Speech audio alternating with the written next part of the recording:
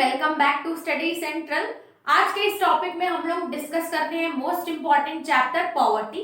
इससे आपका 8 मार्क्स का क्वेश्चन डायरेक्टली पूछ सकता है यूनिट 2 में। इसके पहले मैं आपको अनएम्प्लॉयमेंट पढ़ाया था, उससे भी पूछ सकता है, मतलब दोनों ही इजी है। अब पॉइंट्स क्या क्या कवर करने हैं वो देखते हैं।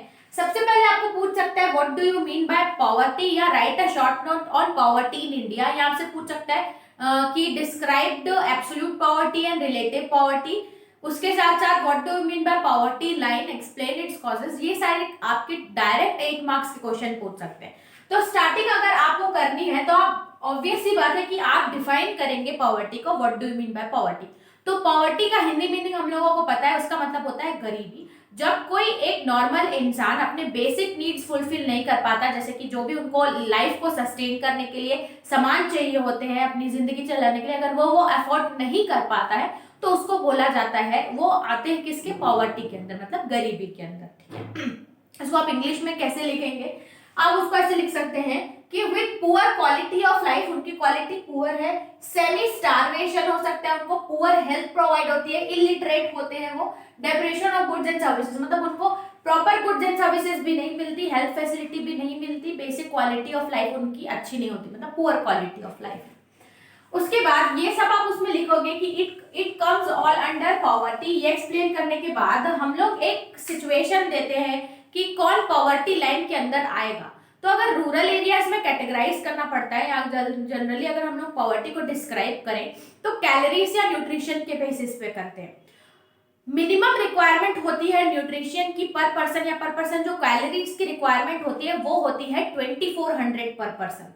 लेकिन रूरल एरियाज में उनको कितना मिलता है, उनको 2100 पर पर्सन मिल रहा है। इसका मतलब ऑल द अदर पर्सन, जितने भी पर्सन है वो किसके आ रहे हैं, they fall under the category of poverty. अगर उनको 2400 कैलोरी पर डे में नहीं मिल रही है, मतलब जाहिर सी बात है कि वो पॉवर्टी के अंदर आते हैं। तो poverty is defined on the basis of nutrition.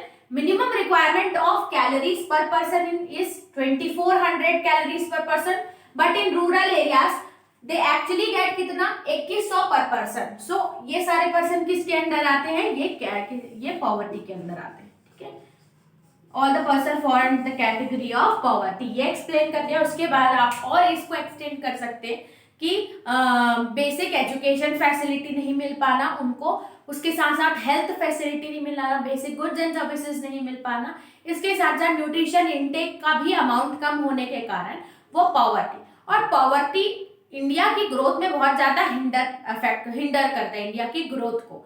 तो ये पहला तो आप एक्सप्लेन करने के बाद नेक्स्ट आएगा poverty and growth. How poverty and growth are interconnected. आप लिख सकते हो कि पॉवर्टी अगर गरीबी जाएगी, सबको गुड्स एंड सर्विसेज टाइम पे मिलेगा, इसका मतलब जीडीपी ग्रोथ रेट इंक्रीज होगा। जीडीपी ग्रोथ रेट इंक्रीज हो रहा है, मतलब सबको जॉब मिल रही है, all the person are working, और गुड्स एंड सर्विसेज भी ज्यादा बन रहे हैं। इसका मतलब कहीं ना कहीं कंट्री ग्रोथ कर रही है। इस तरीके से poverty and growth are inter related. Next आप एक्सप्लेन करेंगे कि पॉवर्टी को 2 कैटेगरीज में डिवाइड किया गया है। एक होती है एब्सोल्यूट पॉवर्टी और एक होती है रिलेटिव पॉवर्टी।